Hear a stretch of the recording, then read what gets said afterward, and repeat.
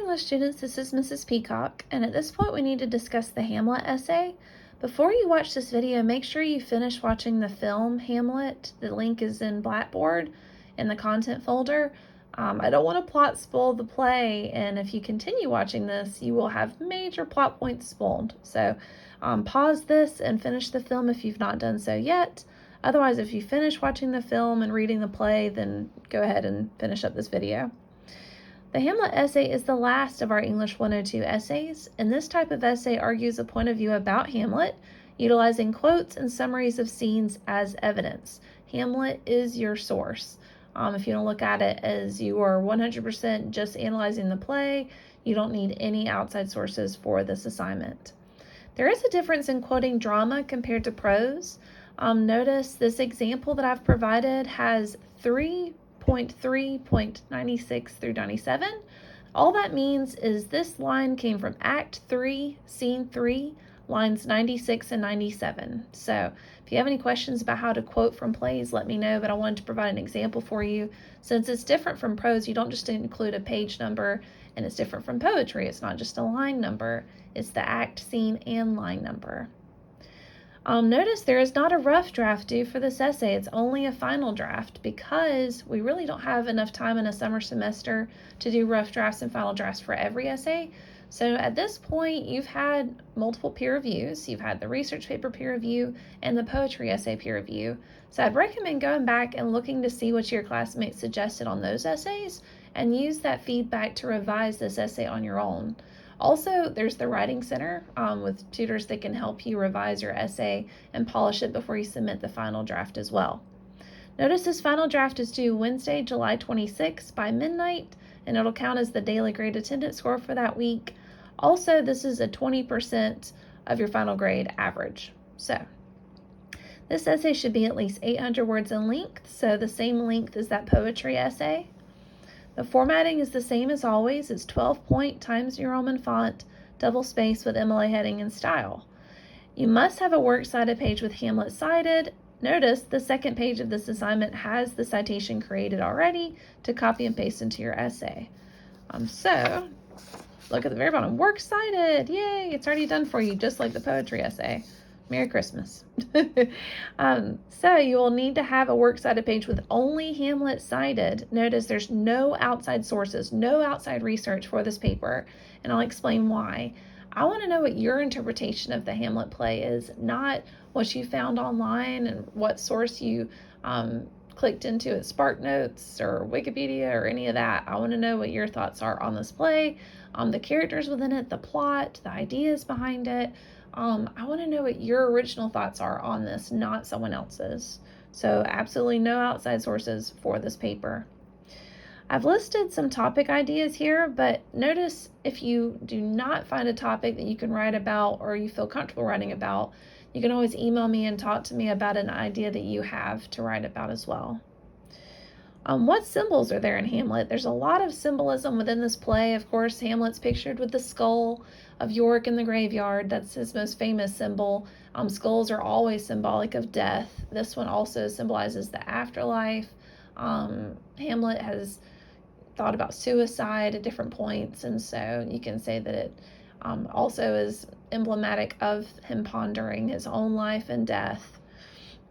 Not only are there skulls in this play, but we've got flowers. Ophelia covers herself in flowers before she drowns herself. Flowers are usually symbolic of love and also death. Notice we place flowers on graves when someone dies, but in Ophelia, the flower symbolism is unified. It's love and death. And also notice you can kill flowers by overwatering them, and Ophelia dies by drowning herself. So Ophelia is herself like a flower. She's also very delicate and beautiful like a flower. So you can get into that symbolism very in depth. But I would recommend choosing 3 symbols because remember this is a 5-paragraph essay. So whatever element you choose, it makes sense to go with 3 since we have those 3 body paragraphs in a 5-paragraph essay.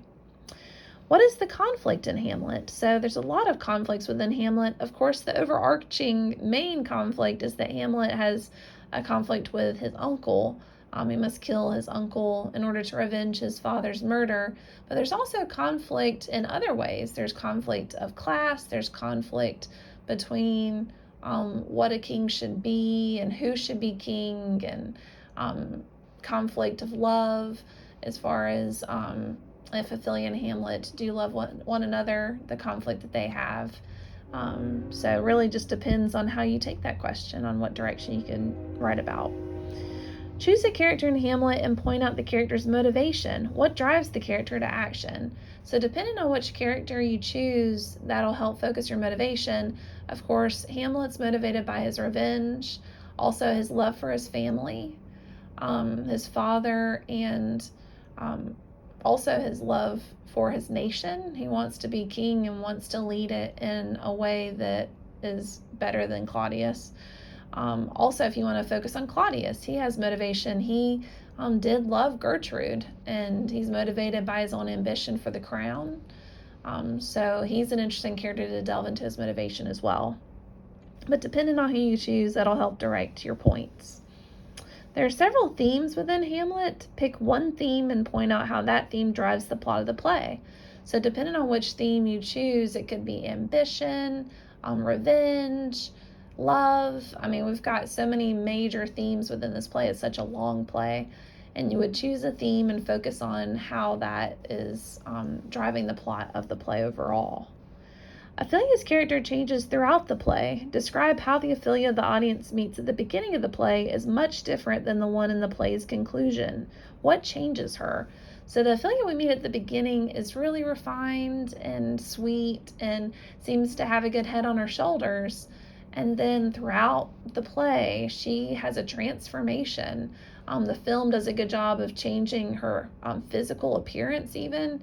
She goes from being very well made up and beautiful hair and clothing to literally in a straitjacket because of the death of her father at the hands of the one she loves. It really does destroy her. And she is an example of what's called the fallen woman. They had a lot of this within old plays to be like a warning for women that if they do lose their virginity before marriage, that this is the consequence you could expect. So she is an example of the fallen woman. There are characters that experience similar situations in Hamlet. Pick 3 characters and point out their similarities and their differences.